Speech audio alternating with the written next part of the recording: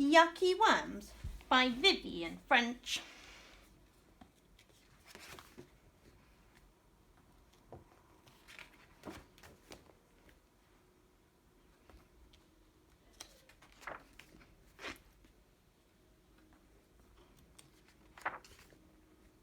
One day, when I was in Gran's garden, Gran dug up a slimy, slippery, wiggly worm. Yuck! I said. Throw it away. Throw it away? Gran looked horrified. Would you just throw away one of your friends? You can't be friends with a worm, I said. You can't even tell which end is which. Yes, you can. Watch. Gran put the worm down.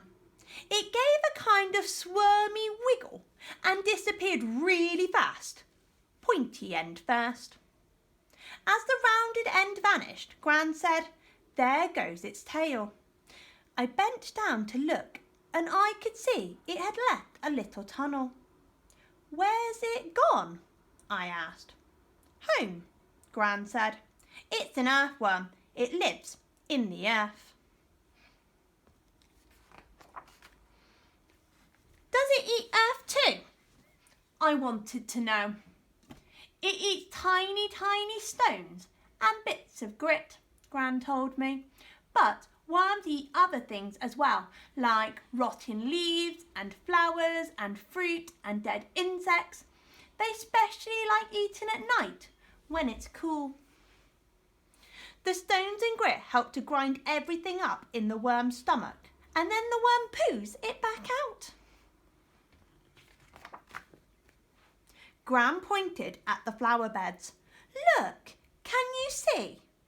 I bent down and I saw a weird, long, curly worm poo made of earth. "That's worm poo," Gran said. "It's called a cast.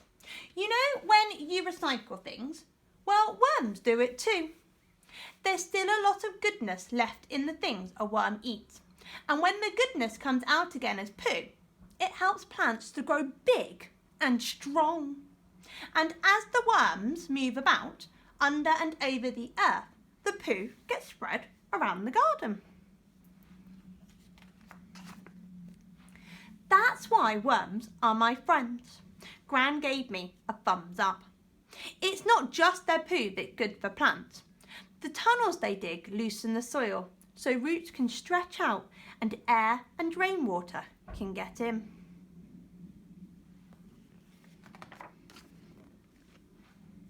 "But it's dangerous being a worm," Gran said.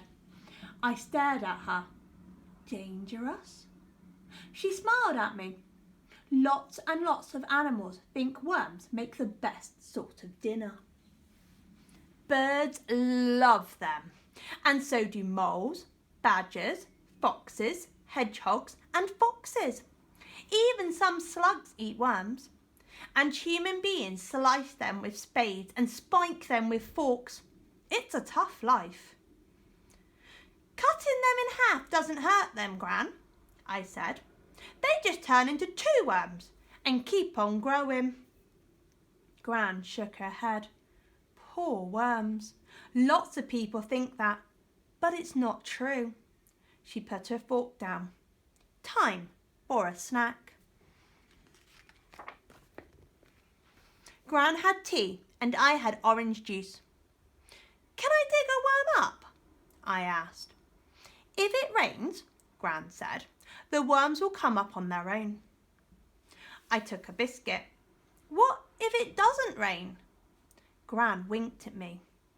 "We'll use the watering can and pretend." I finished my biscuit as fast as I could. "Can we trick the worms now?" Gran went to fill the watering can and I watered the earth. Then I stood back. I didn't want worms chewing at my shoes. "They only put their heads out," Gran promised, "and it will be a while before they do." Gran was right. I had time to eat 2 more biscuits biscuits before she said, "Look!" "Wow," I said. I could just see the tip of a worm above the earth. "Now watch this." Gran stamped and the worm disappeared. "Did it see you?" I asked. Gran shook her head. "Worms don't have eyes.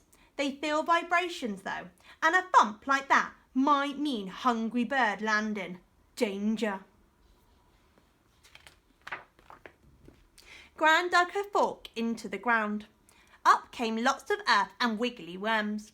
She picked one up and washed it in the watering can. "Mustn't drop it," she said. "They can't swim."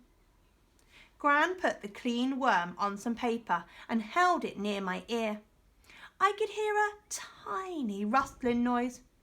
"What's that?" "They're covered in little bristles," Gran said. "The bristles and their muscles help them move." "I've got muscles too." I bent my arm so Gran could see. "If you've got so many muscles," she said, "maybe you'd like to help me plant my sunflower seedlings." "Okay," I nodded, and then I thought of something.